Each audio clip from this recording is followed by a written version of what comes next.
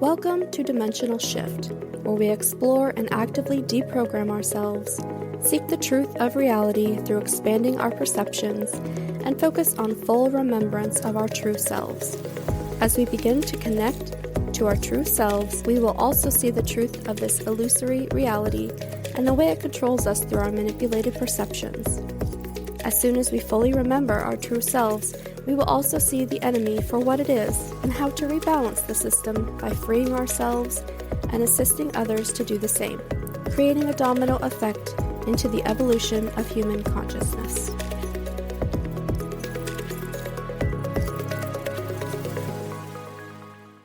Welcome back to Dimensional Shift. It's Tuesday night. I was sick over the weekend and I didn't get an episode out yesterday, but the energy is really peaceful tonight, so I thought I would go ahead and record an episode. I'm not doing a review episode tonight. I have some new things that I wanted to talk about, things that I've been working through myself that I thought you all might appreciate talking about them as well, thinking about them, taking them into meditation and for reflection for yourself. One of the questions I've been asking myself for over a month now is, what are you looking for, or what am I looking for?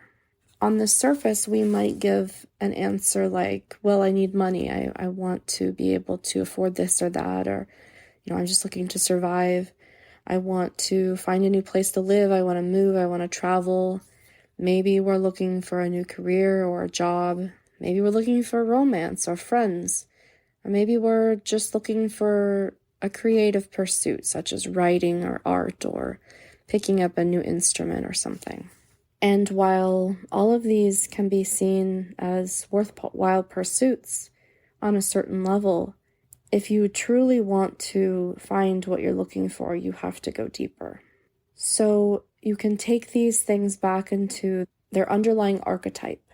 So if you're seeking money for bills or a house or a new job, perhaps you're seeking security. Maybe it's a sense of peace that you're looking for, that everything's going to be okay.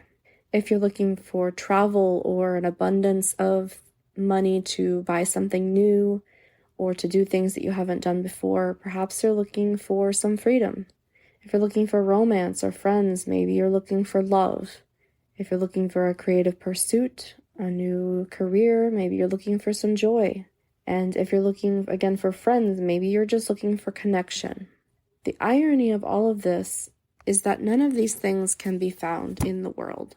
They can be expressed in the world, but all of these things have to be found within yourself. There's a definition of worldly that I stumbled upon reading a couple of nights ago. And sometimes when we hear the word worldly, we think of, at least I thought of, cultured and know things about the world. But the definition that this author gave was talking about worldly being someone who seeks through the world, in the world. They don't take the time to find the answers within.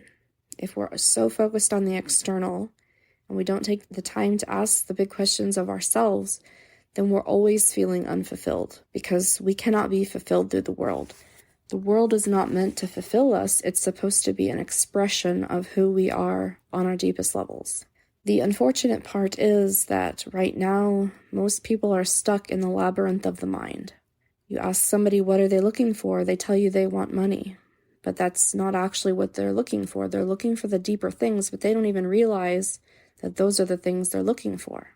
And so the labyrinth of the mind is a really good visualization of the way that I've been going through this past year. So life has cycles, and they say that if you don't heal something, then it will cycle back around to you. And that's very true. Because if you think of a labyrinth, not all labyrinths are circles, I don't think, but unless that's just considered a maze. But a labyrinth, I always visualize as one of those circle mazes with a center. You're looking for the center. So the labyrinth of the mind, you start on these outer edges. You start by thinking, I want money, I'm not fulfilled. I want a new house, I want to move, I want to travel. You're on the outer edges of the labyrinth. And after so many things of telling yourself, well, this will be the answer, you realize you're not finding the answers. You never feel fulfilled. And you never find that sense of peace or the freedom or the love that you're seeking.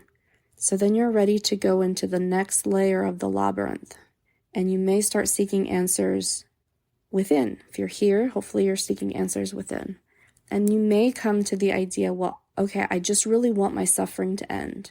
I want to find someone who I can connect with on a really deep level, or I just really want to express myself. You get down to those archetypical things.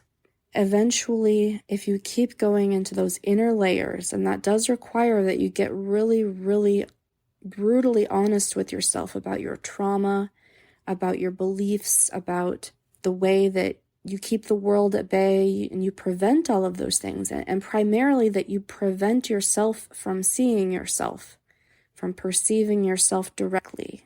The inner self, not the outer self, but the inner self. Eventually you get toward the center of the labyrinth.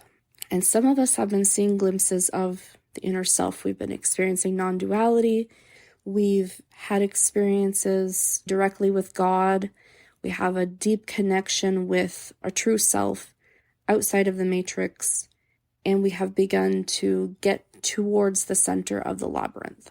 So when you get down to these archetypical ideas of the things that you think you're searching for, if you're searching for peace, if you're searching for love, if you're searching for freedom, joy, or connection, all of these things are found within yourself.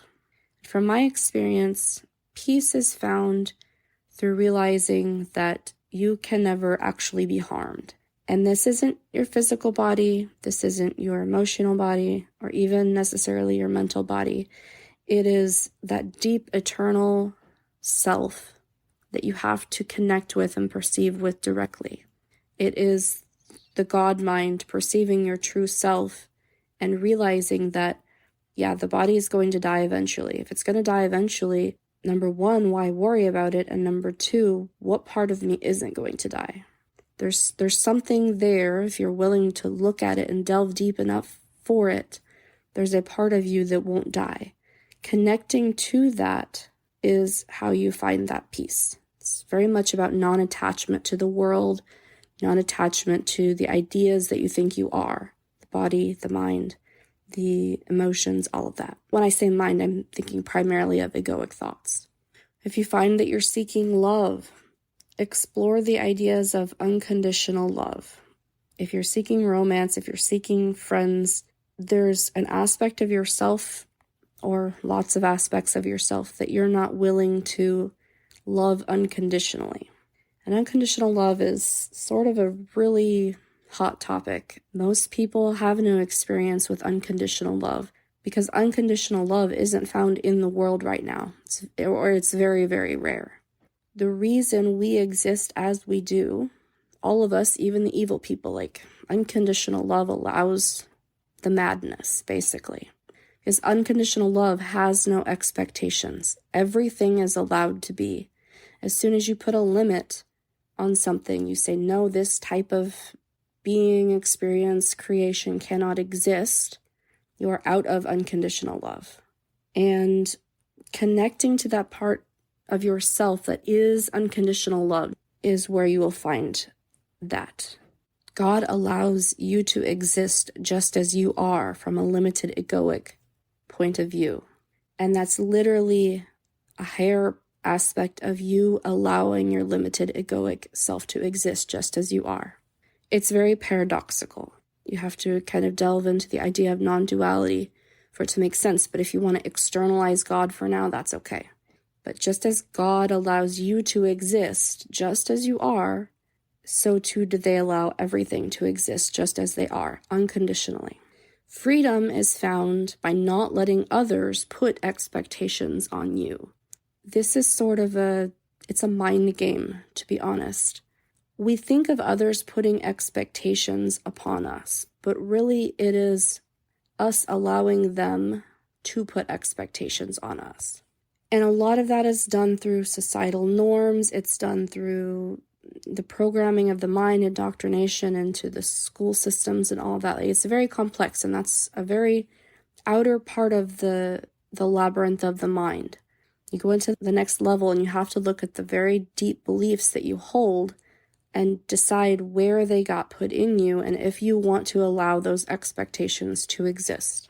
If you want to find joy you're essentially looking to allow yourself to express and exist as you want.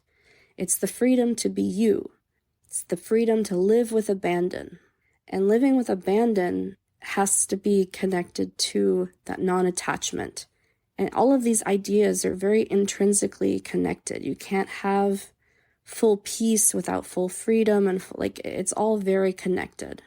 So living with abandon means the freedom to be you. It's living without putting expectations on yourself, not accepting others' expectations, and not putting expectations on others. Because as soon as you start putting expectations on others, they're going to start putting expectations on you. And if you're looking for connection, if you're looking for compassion, if you're looking for self-expression, someone to understand you, you are looking for the ability to see and recognize yourself for who you are. And that goes back to perceiving the God self, connecting to the God self, realizing that, again, it's a paradox, recognizing yourself on all these different layers. And it gets very complicated when you're talking about who you want to identify as in the moment. I have moments where I can identify with the God self, and then I have moments where I'm very much back in the egoic, limited self. And so whatever moment you're in, you can externalize the idea of God. If you're feeling very limited, if you're feeling very small and like things don't make sense and you're struggling a little bit, externalize the idea of God. And when you're in a deep meditative state, and maybe you can connect to that sense of self that is beyond this dream, then take the time to delve deep and perceive yourself directly. See yourself and recognize the parts of yourself in the dream that you need recognized. In the end, it seems like it comes down on the outer levels of the labyrinth. Everybody just wants to know that they're going to be okay. We struggle in our day-to-day lives. We feel like things are so dramatic and they're so hard and there's deep suffering and we don't know what to do and we seek answers through other people. Everybody just wants to know that it's going to be okay. And it's going to be okay.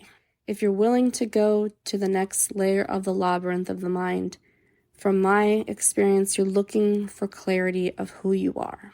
If you take off all the layers, if you take off all the masks, you take off your physical body, you take off your emotions, your thoughts, what are you? Who are you?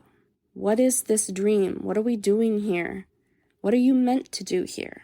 When you start asking those questions, some really big answers will be presented to you. Seek, and ye shall find. If you found this episode helpful or insightful, please share it with a friend and leave a review or comment. Make sure to subscribe so you never miss an episode. I host twice weekly open discussions on the podcast topic on our Discord server. If you'd like to join, head to dimensionalshifter.com/Discord. If you're on Reddit, come join the subreddit r/Dimensional Shifters or send me a DM. My username is Dimensional Shifter. Keep deprogramming, keep connecting, keep listening to your intuition. This is it. This is what we've been searching for our whole lives.